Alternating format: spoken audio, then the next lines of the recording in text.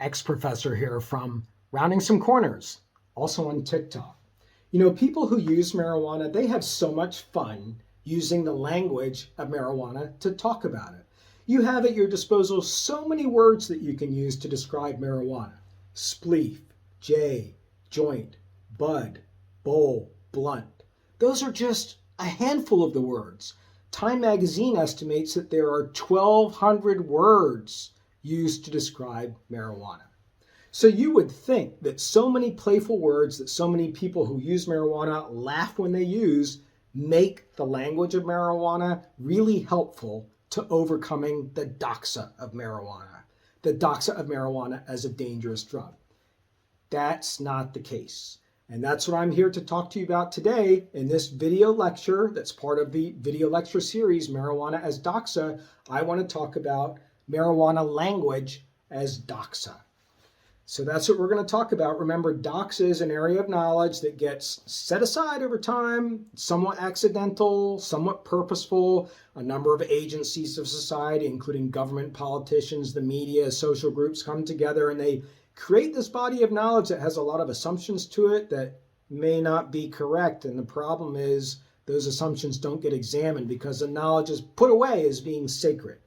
And so the doxa of marijuana that has put marijuana away is that it is a dangerous drug. And even though we have the laws that are starting to finally take away that doxa in some respects, making it legal recreationally, medicinally, marijuana still has a long way to go before it's accepted openly in society. So we're taking apart doxa in this video lecture series through different dimensions, and the dimension that we're talking about today is the language of marijuana as doxa. Marijuana language as doxa.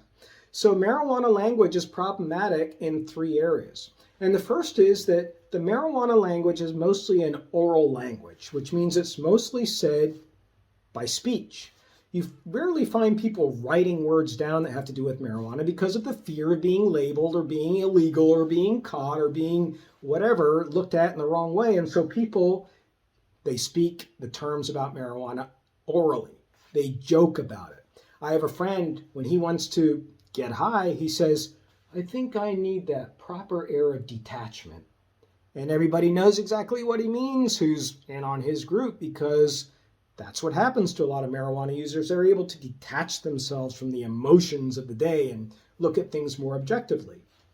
The problem with the meaning that comes out of these terms is that it is experiential. And for this, we're going to rely on a communication researcher and his co-author. I'm talking about Richards and Ogden. I.A. Richards was a rhetorician, and along with his co-author Ogden, they developed the semantic triangle. The semantic triangle attempts to explain how people get meaning from language. And so in the very bottom corner, you have the thing that is being described. Think of it in this case as a bud of marijuana. No words used to describe it, just the substance, right? That thing that you're holding in your hand, that's the thing. In this corner, you have the referent, and that is the word that's used to describe the thing. The word being weed or J or blunt or bowl. Whatever you're using to describe marijuana, that's the symbol or the referent. And then at the top, it all comes together in terms of a person's experience. And this becomes their knowledge base because nobody goes through terms in life without having their own individual experience of them. So when you take the thing, you take the referent, and then you take the person's individual experience of the term at the top, then you end up with meaning. And the meaning that more often than not comes out of the terms used to describe marijuana is not a healthy meaning for reversing marijuana's doxa as a dangerous drug. Let's take on the word marijuana to start with. That's a term that we actually prefer on Rounding Some Corners. We want to see it re-imaged so that it becomes the preferred term because that marks a time period in Spanish Mexican culture where the term marijuana was used to describe the substance as a recreational pursuit, not just a medicinal pursuit. So we prefer marijuana for that reason, also because it's a fun term to use. But unfortunately, when that term is used, it's often spoken with an accent, marijuana, which then brings up connotations of Mexicans, which then taps into xenophobia.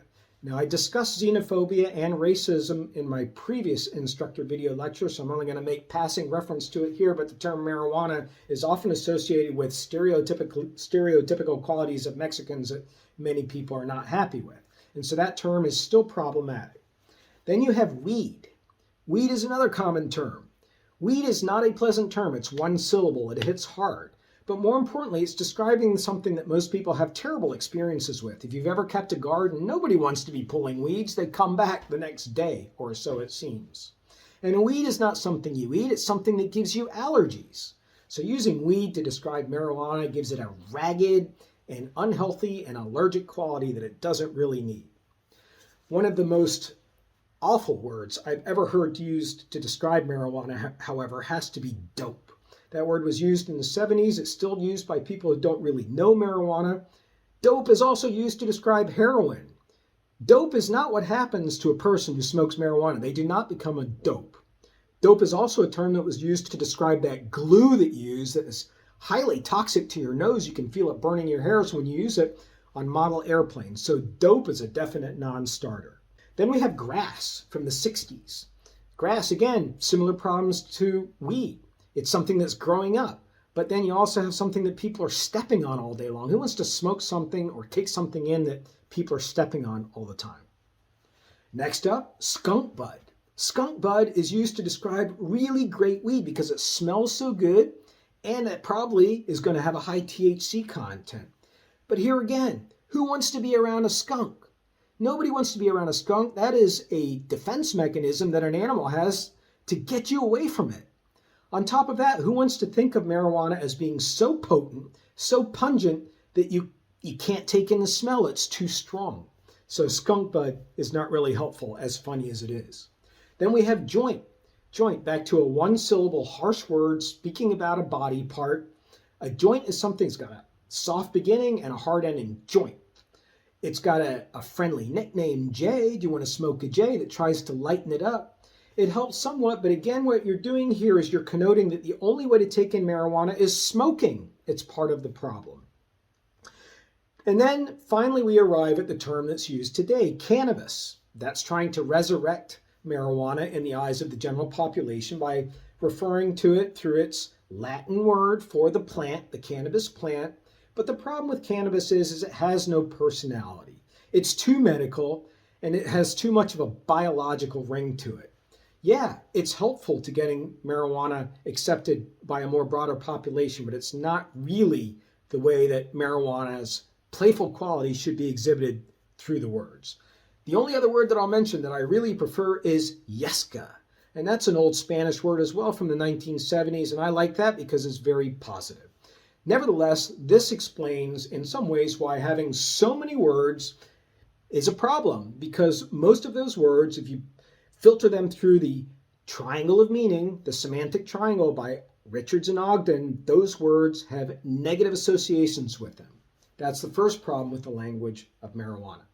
The second problem with the language of marijuana is that it is mostly an oral language. That is, when people speak about marijuana, they only do that. They speak. They don't write it down. They don't want to write it down. They don't want to get caught. They don't want to put it in a text. And so people talk in codes. People who use marijuana are constantly talking in a code that people sitting right next to them won't realize if they're not a marijuana user. The problem with having an oral language is it's not helping marijuana use and the acceptance of to spread to wider echelons of society, because the language is self-contained by the orality. You're not writing it down. You're not documenting that it is okay to take in a joint. It is okay to have a mint, such as this one here, which is a Verano mint. It's a tangerine mint. I guess I shouldn't say it's a mint. It's a lozenger, and it's got a tangerine flavor, and each one has a 1-to-1 ratio of THC to CBD. This should be written about. People should be putting that in text if they're going to take a lozenger, just as they would saying, I'm going to get a coffee. But that's not happening because marijuana is an oral language. And we know from history that if you don't develop a written language for a subject matter, it's not going to gain as wide distribution. It's like trying to send out language about marijuana without using cell phones in the modern age. It's taking away one apparatus of communication. And finally, we come to the other main problem with the language of marijuana, and that problem is that it is a closed circuit language. That means the people who speak about marijuana, they speak about it only to themselves. They don't announce after dinner, I'm going to go outside and smoke a joint. You're not going to have that happen, but again, you will have people say, I need to have a coffee. There's a total disparity in how people are able to speak about marijuana. And so people have a lot of fun who use marijuana using these code expressions with each other. Hey, you want to step outside? And the other person knows exactly what you mean. I've got some good green. The other person knows what you mean. I've got some bud. The other person knows what you mean. But people who are not accessing the language of marijuana because they don't understand it or because they are turned off by the terms and the referential meanings that come out of those terms, they are not going to be able to help to lift up marijuana's imagery and get it out from underneath this big problem of the language of marijuana. So when all is said and done, all these great terms that make it really fun to talk about marijuana have really caused marijuana to go up in smoke instead of staying around in our everyday routines.